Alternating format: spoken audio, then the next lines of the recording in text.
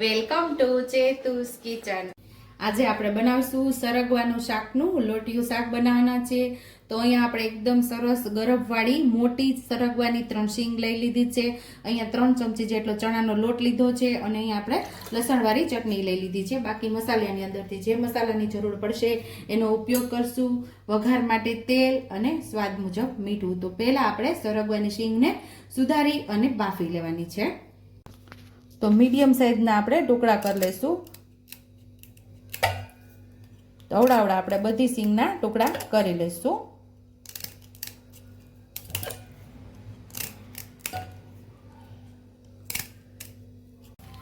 અહીં આપણે શીંગું ઉમેરી દઈશું। સુધારી લીધી છે,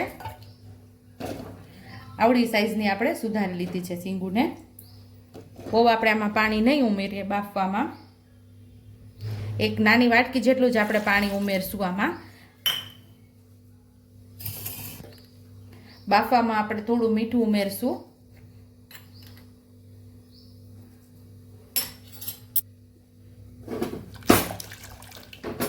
હવે આપણે મીઠું મિક્સ કર્યા પછી કુકર બંધ કરીને એક જ સીટી આપણે આમાં લેવાની છે। કુકરમાં આપણે એક સીટી થઈ ગઈ છે ને હવે આપણે આ લોટને બેટર બનાવી લેશું। એમાં છાશ નાખશું, કારણ કે ઘણા લોકોને આ લોટિયું શાક બનાવવામાં તકલીફ થતી હોય છે, કારણ કે ગાંઠા પડી જતા હોય। તો આવી રીતે તમે બનાવશો ને તો તમારા શાકની અંદર ગાંઠા નહીં પડે, મસ્ત એવું આ શાક આપણું તૈયાર થશે। તો એક નાની વાટકી જેટલી આપણે છાશ લીધેલી છે।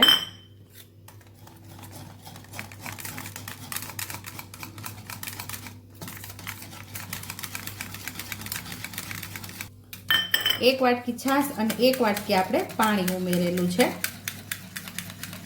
કુલ 1 કપ જેટલું પાણી ઉમેરી અને 3 ચમચી આપણે અહીંયા ચણાનો લોટ લીધેલો છે અને એનું બેટર જેવું તૈયાર કરી લીધું છે।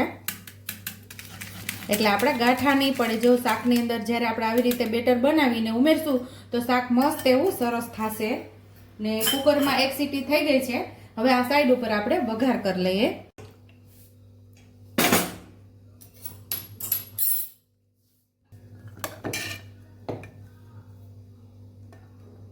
શીંગો આપણે મસ્ત એવી પાકી ગઈ છે।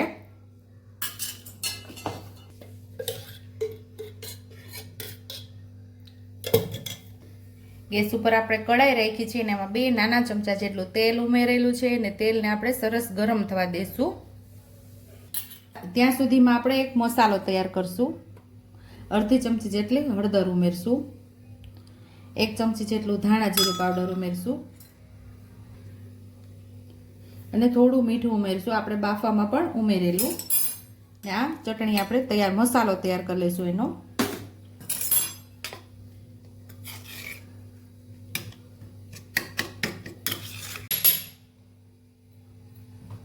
અહીં આપણું તેલ સરસ ગરમ થઈ ગયું છે તો 5 ચમચી જેટલી હિંગ ઉમેરશું અને આપણે જે મસાલો તૈયાર કરેલો હોય અહીં ઉમેરીને સાતળી લેશું।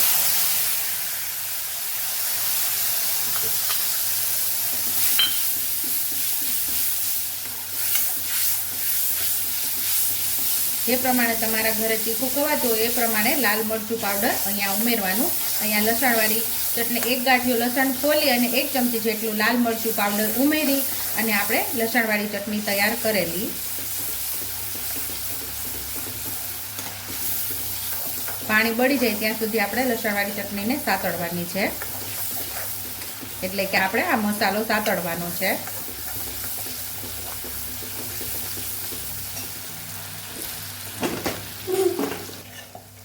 મસાલો આપણો એકદમ મસ્ત એવો સતળાઈ ગયો છે તો શીંગું આપણે ઉમેરી દઈશું।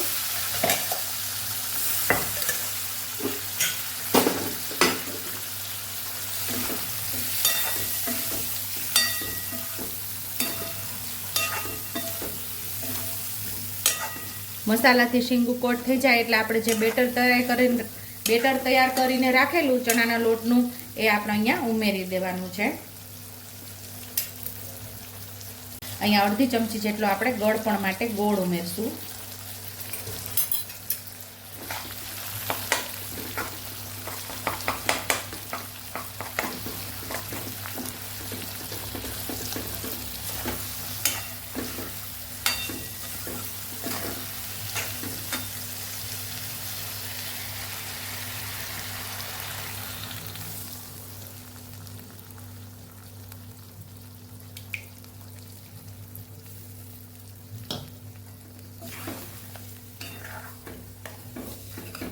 હવે આને મિક્સ કરી દેવાનું છે આપણે.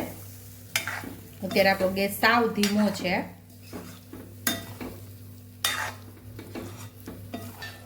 આની અંદર આપણે જે છાશ ઉમેરેલી બેટરની અંદર સાવ બળી જાય ત્યાં સુધી આપણે એને રહેવા દેવાનું છે. ત્યાં સુધીમાં આપણો લોટ પણ પાકી જશે. 1 મિનિટ સુધી આપણે ઢાંકીને એને થવા દઈશું. અહીંયા આપણે 1 મિનિટથી આપણું શાક પાકે છે. હવે જોઈ લેશું.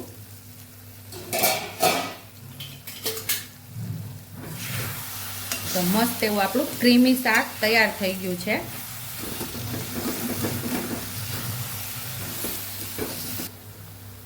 ઉપરથી થોડા લીલા ધાણા આપણે સ્પ્રિંકલ કરી દઈશું. સરસ આપણે મિક્સ કરી લઈશું.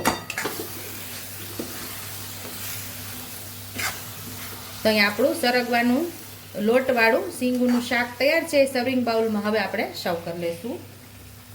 તો તૈયાર છે અહીંયા આપણું સરગવાનું લોટિયું શાક. ઉપરથી લીલા ધાણાથી આપણે ગાર્નિશ કરી દઈશું.